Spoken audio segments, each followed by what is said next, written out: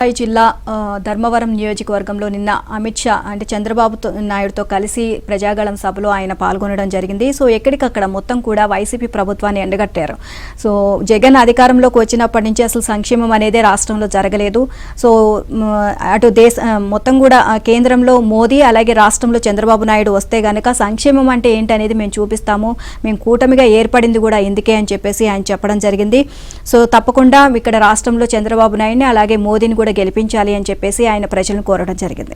చూద్దాం డీటెయిల్ గా. పోలవరం ప్రాజెక్టు నిర్మాణంలో జాప్యానికి జగన్మోహన్ రెడ్డి అవినీతి కారణమని కేంద్ర హోంమంత్రి బీజేపీ అగ్రనేత అమిత్ షా పేర్కొన్నారు. అవినీతి అరాచకాలకు పాల్పడుతున్న వైసీపీ ప్రభుత్వాన్ని ఓడించేందుకే టీడీపీ జనసేనతో బీజేపీ కూటమిగా ఏర్పడిందని అన్నారు. రాష్ట్రంలో చంద్రబాబు, కేంద్రంలో మోదీ సర్కార్ వస్తే 2 ఏళ్లలో పోలవరం ప్రాజెక్టును పూర్తి చేస్తామని ప్రకటించారు.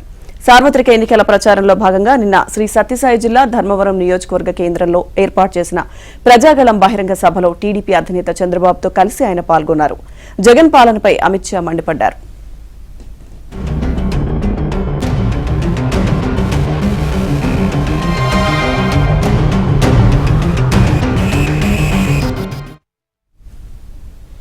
ఏపీలో గూండాగిరి, నేరస్తుల అరాచకాలను అరికట్టేందుకు జగన్ అవినీతి ప్రభుత్వాన్ని దించేందుకే కూటమిగా ఏర్పడ్డాము అని అమిత్ షా అన్నారు.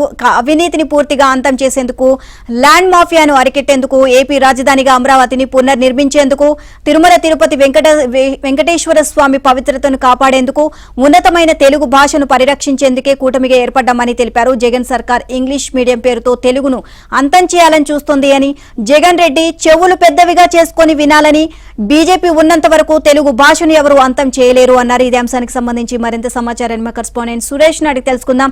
సురేష్, నిన్న శ్రీ సత్యసాయి జిల్లా ఆయన మొత్తం కూడా ప్రజాగళం సభలో పాల్గొనడం జరిగింది చంద్రబాబు నాయుడుతో పాటు అమిత్ షా. సో ఈ సందర్భంగా మొత్తం కూడా జగన్ సర్కార్ పైన ఆయన విరుచుకుపడడం జరిగింది. ఓవరాల్ గా అప్డేట్స్ ఏంటి?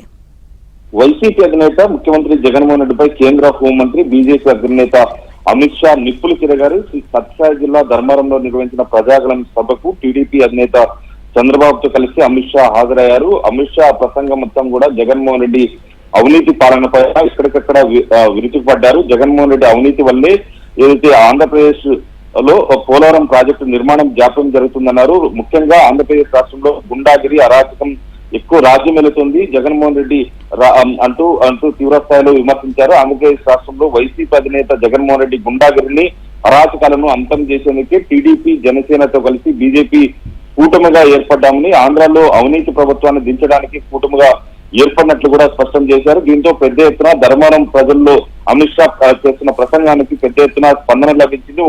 అమిత్ షా ప్రసంగం మొత్తంగా కూడా ముఖ్యమంత్రి జగన్మోహన్ రెడ్డి వైసీపీ అధినేత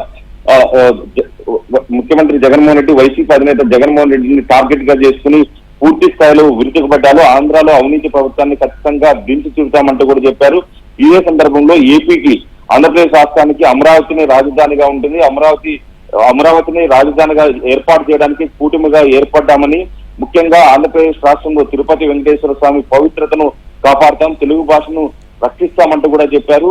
జగన్మోహన్ రెడ్డి గుర్తించుకోవాల్సిన అవసరం ఉంది. బీజేపీ ఉన్నంత వరకు తెలుగు భాషను అంతం కానివ్వమంటూ కూడా తేల్చి చెప్పారు, స్పష్టం చేశారు.